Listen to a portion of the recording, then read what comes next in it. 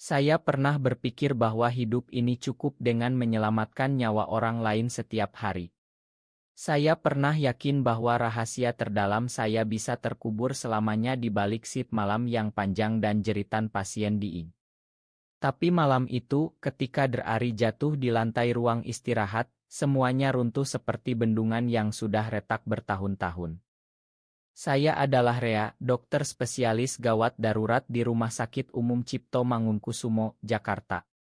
15 tahun saya habiskan di sini, dari residen muda yang masih gemetar saat menangani kasus pertama hingga menjadi senior yang ditakuti sekaligus dihormati. IG adalah dunia saya, bau disinfektan yang menusuk, lampu neon yang tak pernah mati, suara monitor jantung yang bip-bip tak henti. Di sini saya merasa berguna. Di sini saya bisa melupakan bahwa saya gay. Sejak kecil di kampung kecil di Jawa Tengah, saya sudah tahu ada yang berbeda. Saat teman-teman sebaya membicarakan gadis-gadis di sekolah, hati saya justru berdegup kencang saat melihat kakak kelas yang berotot di lapangan bola. Saya belajar menyembunyikan. Kuliah kedokteran di UI, saya semakin ahli dalam berpura-pura. Pacaran dengan perempuan.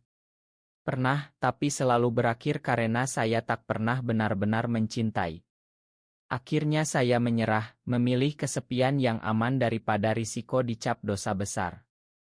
Derari masuk ke hidup saya 10 tahun lalu, saat dia masih koasisten.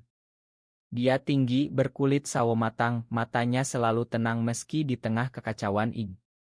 Dia pintar, teliti, dan yang terpenting, dia membuat saya merasa dilihat. Bukan sebagai dokter senior, tapi sebagai manusia.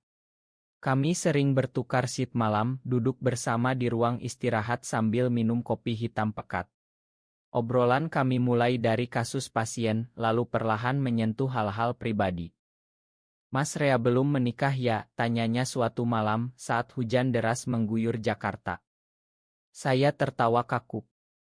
"Belum ketemu yang pas." Dia mengangguk, tapi matanya seperti mencari sesuatu di wajah saya. Saat itu saya belum tahu bahwa Ari juga menyimpan rahasia yang sama. Kami saling jatuh cinta tanpa pernah mengucapkannya.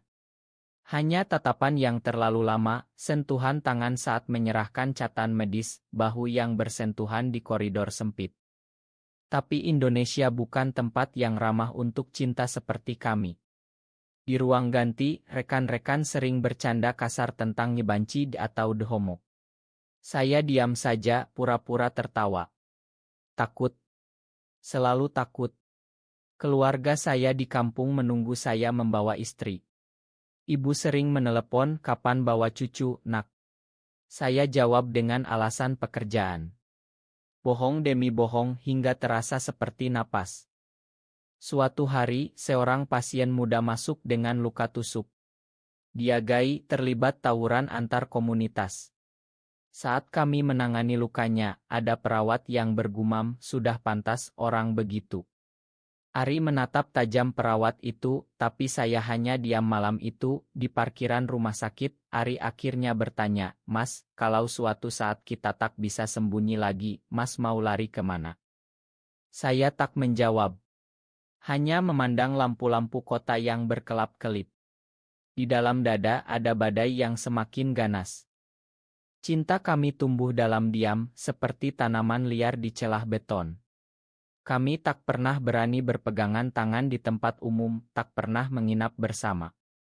Hanya sesekali, saat shift malam berakhir bersamaan, kami mampir ke warung kopi kecil di pinggir jalan Tamrin yang sepi.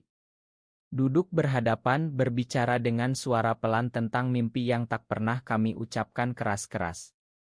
Ari ingin membuka praktik kecil di pinggiran Jakarta, tempat dia bisa membantu orang-orang miskin tanpa birokrasi rumah sakit. Saya ingin tetap di IG karena di sini saya merasa hidup. Tapi semakin lama, rahasia ini seperti racun lambat. Saya mulai minum obat tidur, Ari mulai sering murung. Kemudian datang pandemi. COVID-19 mengubah segalanya. IG menjadi neraka. Pasien datang berbondong-bondong, ap menipis, tenaga medis jatuh satu persatu. Ari dan saya hampir tak pernah pulang. Kami tidur di ruang istirahat, makan mie instan, saling menguatkan dengan tatapan. Saat itu kami hampir saja mengakui. Saat Ari demam tinggi, saya yang merawatnya di ruang isolasi. Malam itu, tangan kami bersentuhan di balik sarung tangan lateks. "Mas, aku takut," bisiknya. "Aku juga," jawab saya. Tapi kami tak melanjutkan. Setelah pandemi mereda, tekanan dari luar semakin kuat. Berita tentang raya tempat nongkrong gay, atua dari majelis ulama, politisi yang mengatakan LUD adalah penyakit barat. Di rumah sakit, rumor mulai beredar tentang dokter yang aneh. Saya tahu itu tentang saya. Seseorang melihat saya dan Ari terlalu sering bersama. Suatu malam, setelah menangani pasien kecelakaan beruntun yang membuat 3 orang meninggal, saya pulang ke kontrakan kecil di Tebet. Duduk di lantai, saya menangis. Untuk pertama kalinya setelah bertahun-tahun. Saya lelah berpura-pura. Saya lelah mencintai dalam bayang-bayang. Keesokan harinya, Ari mengajak saya bicara di rooftop rumah sakit. Angin Jakarta berhembus kencang. "Mas, aku mau resign. Aku mau ke luar negeri, mungkin Australia. Di sana, kita bisa jadi diri sendiri." Kata kita itu membuat jantung saya berhenti. Tapi saya menggeleng. Aku tak bisa tinggalkan IG. Aku tak bisa tinggalkan keluarga. Matanya basah. "Jadi kita akan mati perlahan di sini?" Saya tak menjawab. Malam itu kami bertengkar untuk pertama kali. Ari menangis di bahu saya, dan saya memeluknya erat-erat, tapi tak berani berjanji apa-apa. Beberapa bulan setelah pertengkaran itu, Ari benar-benar mengajukan resign. Dia mendapat beasiswa untuk fellowship di Sydney. Saya pura-pura mendukung, tapi dalam hati hancur. Hari terakhirnya di rumah sakit, kami bertemu di ruang istirahat yang sepi. "Mas, ikut aku," pintanya lagi. Saya menggeleng. "Aku penutup. Aku takut." Dia tersenyum pahit. "Aku juga takut, Mas. Tapi lebih takut hidup tanpa mencoba."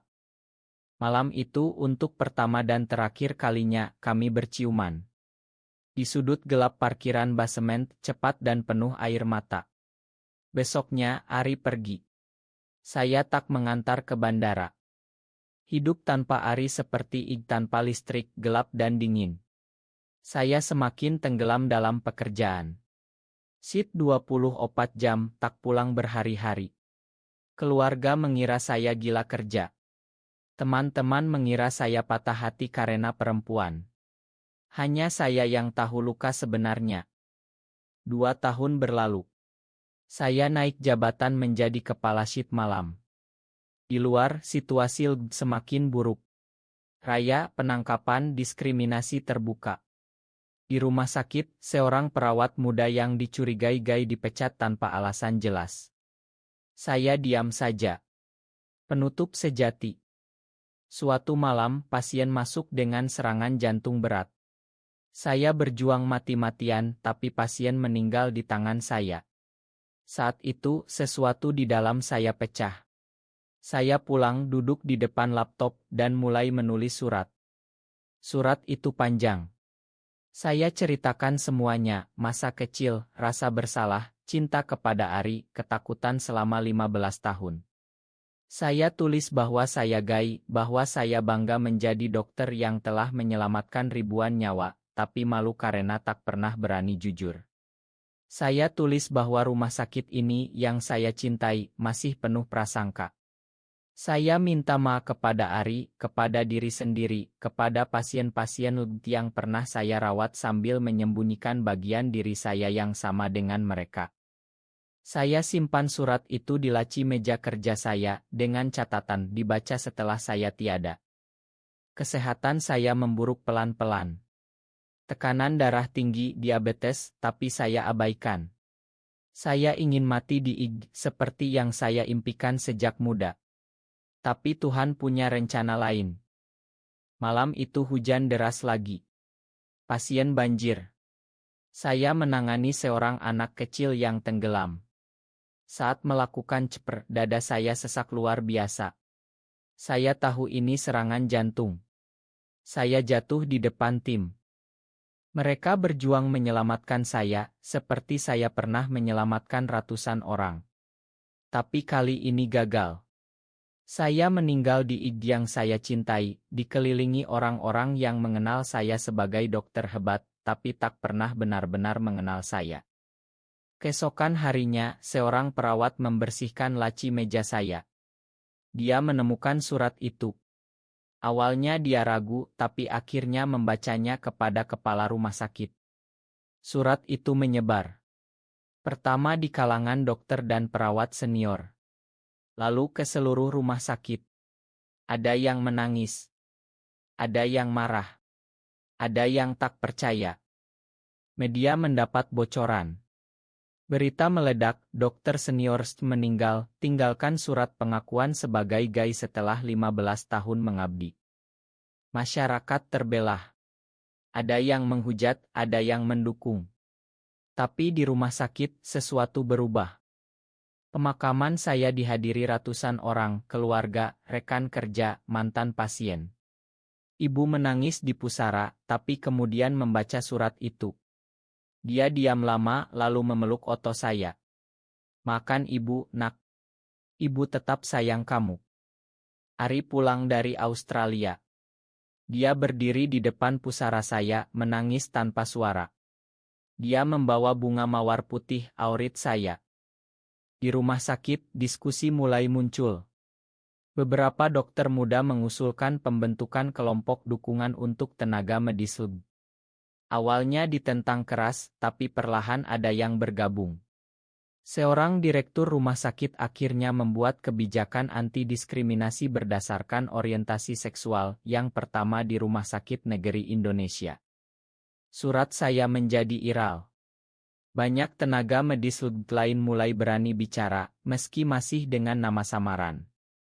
Ada yang mengirim email kepada Ari, menceritakan perjuangan mereka, mengucapkan terima kasih karena saya telah membuka jalan. Tapi perubahan tak datang mudah. Ada demonstrasi di depan rumah sakit. Ada ancaman. Tapi juga ada dukungan dari organisasi hak asasi, dari dokter-dokter senior yang diam-diam mendukung. Ari memutuskan tinggal di Indonesia. Dia membuka klinik kecil di pinggiran Jakarta, khusus melayani pasien dari komunitas yang sering takut berobat ke rumah sakit besar. Namanya Klinik Harapan Rea. 5 tahun setelah kematian saya, Rest memiliki ruang konsultasi khusus untuk isu kesehatan mental dan seksualitas bagi tenaga medis. Kebijakan anti-diskriminasi diperluas. Banyak rumah sakit lain mulai mengikuti. Ari sering datang ke pusara saya. Dia cerita tentang pasien-pasiennya, tentang anak muda yang kini lebih berani mencari bantuan.